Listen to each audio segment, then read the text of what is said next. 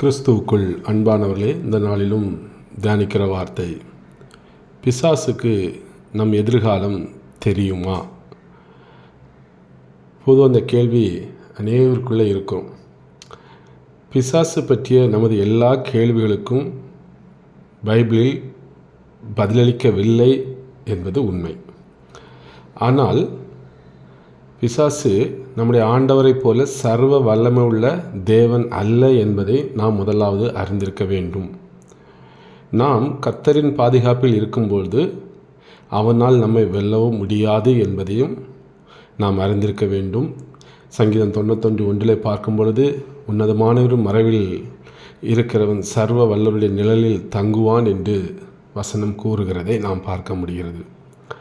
பிசாசுக்கு நம்முடைய எதிர்காலம் முழுமையாக தெரியாது.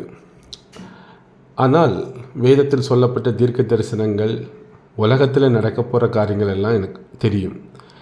ஏனென்றால் ஆண்டவர் இயேசு கிறிஸ்துவிடம் அவன் வசனத்தை வைத்து ஆர்கியூ பண்ணதை பார்க்கணும். அதே போல் ஒரு பிசாசுகளை விரட்டும் பொழுதும் கூட அந்த பிசாசு சொல்வது, காலத்துக்கு முன்பே எங்களை துரத்து விடுகிறீர்களா என்று ஆண்டவரிடம் கேட்கிறதையும் நம்ம பார்க்க முடிகிறது. ஸோ அவனுக்கு அவனுடைய காலம் எப்போ முடிய போகிறது எல்லாம் நன்றாக தெரிந்திருக்கிறது. ஆனால் ஒரு தனி மனிதனுடைய வாழ்க்கை தெரியுமா என்றால் தெரியாது. ஏனென்றால் ஆண்டவருடைய இருதயத்தின் எண்ணங்கள் அவனுக்கு தெரியாது. ஆனால் ஆதிகாலம் முதல் அவன் இருக்கிறதுனாலே உலகத்திலே மனுஷனுக்கு நடக்கிற காரியங்கள், செய்யப்பட்டிருக்கிற காரியங்கள், இதையெல்லாம் அவன் அறிந்திருக்கிறான். அதனால் ஓரளவுக்கு கெஸ் பண்ண முடியும். அவ்வளோதான். ஏன்னா ரொம்ப எக்ஸ்பீரியன்ஸ் அவருக்கு உலகத்தில். மனுஷனுக்கு கூட 80-90 வயசு தான்.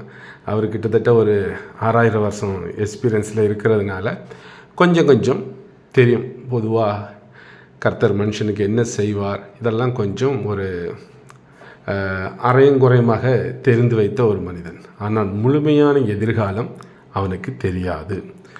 கர்த்தருக்கு மட்டுமே நம்முடைய எதிர்காலம் தெரியும். அதனால தான் ஆண்டவர் எல்லாம் அந்தந்த வேளையில் தான் ஒரு மனுஷனுக்குள்ள காரியங்களை ரிவீல் பண்ணுவார். ரிவீல் பண்ணி அந்தந்த காரியங்களை முடிக்க வைத்து, அது முடித்த பிறகு அடுத்த காரியத்தை ரிவீல் பண்ணி அதை முடிக்க வைத்து, அப்படி ஒவ்வொரு ஸ்டெப்பாக தான் ஒவ்வொரு மனிதனுடைய வாழ்க்கையிலும் ஆண்டவர் சில தீர்க்க தரிசனங்களையும் உரைத்து ஒவ்வொரு படிப்படியாக கொண்டு போவார். அதை எதிர்க்கக்கூடிய பலத்தை நமக்கு தருவார்.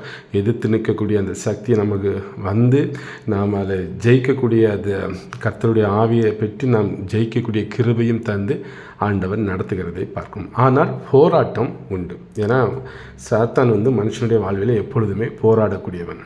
ஸோ சாத்தானின் நம் வாழ்வில் தலையிடும் அந்த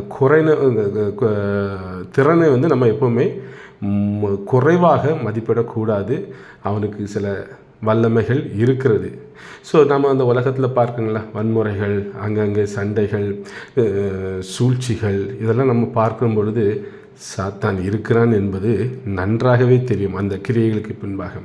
அதே போல் ஆண்டவரிடமிருந்து மனுஷனுடைய வாழ்க்கையை விலக்கி பாவத்திற்கு அவனை இழுத்து செல்கிற அநேகருடைய வாழ்வை நம்ம பார்க்கும் பொழுது அங்கே சாத்தான் செயல்படுகிறான் என்பதையும் நாம் அறிய முடிகிறது. எபேசியர் 2:2 கூட பார்க்கும் பொழுது சொல்லப்படுகிறது, இப்பொழுது கூட கீழ்ப்படியாதவர்களிடம் இப்பொழுது செயல்படுகிற ஆவி என்று அந்த சாத்தானுடைய ஆவியை குறித்து அங்கே சொல்லப்பட்டிருக்கிறதையும் நம்ம பார்க்க முடிகிறது. சாத்தானை பற்றிய 2 உண்மைகளை நம்ம ஒருபோதும் மறந்துவிடக்கூடாதுங்க. ஒன்று, முதலாவது, ஆண்டவருக்கும் நம் வாழ்க்கைக்கான அவருடைய திட்டங்களுக்கும் முற்றிலும் அவன் எதிரானவன். எது ஆண்டவர் நம்முடைய வாழ்வில் செய்தாலும், கர்த்தர் நம்முடைய வாழ்வில் ஒன்று செய்கிறான்டா அதற்கு எதிரானவன், எதிர்த்து நிற்பவன் என்பதை நாம் உணர்ந்து எப்பொழுதும் சாத்தானை நாமும் எதிர்க்கிறவர்களாக, சாத்தானுக்கு எதிர்த்து நில்லுங்கள் என்று அந்த வசனம் சொல்கிற போல் நாமும் எதிர்த்து நிற்கிறவர்களாக இருக்க வேண்டும். அவனுடைய சோதனைகள் மிகவும் கவர்ச்சிகரமாக இருக்கும். ஆனால் இறுதியில் அவை நமக்கு தீங்கு விளைவித்து நம்மை மரணத்துக்கு இட்டு செல்கிற ஒரு வழியாக தான் இருக்கும். அதனால் அந்த சோதனைக்கெல்லாம் விலக்கி நம்ம எப்பொழுதுமே கொஞ்சம் அவேர்னஸாக இருக்க வேண்டும். சாத்தானை நம்ம எதிர்க்கணும். ஏன்னா அவன் நம்மளை எப்பொழுதுமே எதிர்க்கக்கூடியவன் தான். எந்த செயலாக இருந்தாலும் சரி அவனை எதிர்ப்பான். 2வது, சாத்தான் ஒரு தோற்கடிக்கப்பட்ட எதிரி என்பதை நன்றாக நம்ம மைண்டில் எப்பொழுதுமே வைக்கணும். இயேசு கிறிஸ்து தன் மரணம் மற்றும் உயிர்த்தெழுதலால் மரணம், நரகத்தையும் சாத்தானையும் வென்றார் என்பதை நாம் அறிந்து, இப்போதும் நாம் கிறிஸ்துவை அறிந்தால் அவற்றிற்கு பயப்பட தேவையில்லை என்பதையும் நாம் ஒவ்வொரு நாளும் அறிந்து கிறிஸ்துவில் ஒவ்வொரு நாளும் வளருகிற பொழுது தோற்றுப்போன எதிரியை நம்ம ஜெயிக்கலாம் என்பதை நம்ம உறுதியாக இருக்க வேண்டும். ஆனால் அவன் எதிராளி எதிர்த்துக்கிட்டே தான் இருப்பான், அது மட்டும் ஷுவர். நம்ம எதிர்காலம் தெரியுமோ தெரியாது, கிறிஸ்துவுக்குள் ஒருவன் வந்தாச்சுனாலே அவன் எதிர்ப்பான் என்பதை நாம் அறிந்து நாமும் அவனை எதிர்க்கிறவளாக எதிர்த்து ஜெயம் பெற வேண்டும். கிறிஸ்துவுக்குள் ஓடுகிற நமக்கு தோல்வி என்பது இல்லை என்பதையும் அறிந்து ஜெயத்திற்கான அந்த ஓட்டத்தில் இன்னும் நாம் வேகமாக ஓட நீங்களும் நானும் அழைக்கப்படுகிறோம். ஸோ எல்லாவற்றிற்கும் மேலாக சாத்தானையும் அவனுடைய சோதனைகளையும் நாம் சொந்தமாக எதிர்த்து போராட தேவையில்லை என்பதையும் நாம் நினைவில் கொள்ள வேண்டும். ஏன்னா கிறிஸ்து நம்மோடு கூட இருக்கிறார், அவர் நமக்கு வெற்றி பெற உதவுவார் என்ற ஒரு நம்பிக்கை வேண்டும். ஐயோ நான் மட்டும்தான் சண்டை போடுகிறேன்னு இல்லைங்க, நம்ம கிறிஸ்துவோடு சேர்ந்து தான் அவன்கிட்ட சண்டை போட போகிறோம்.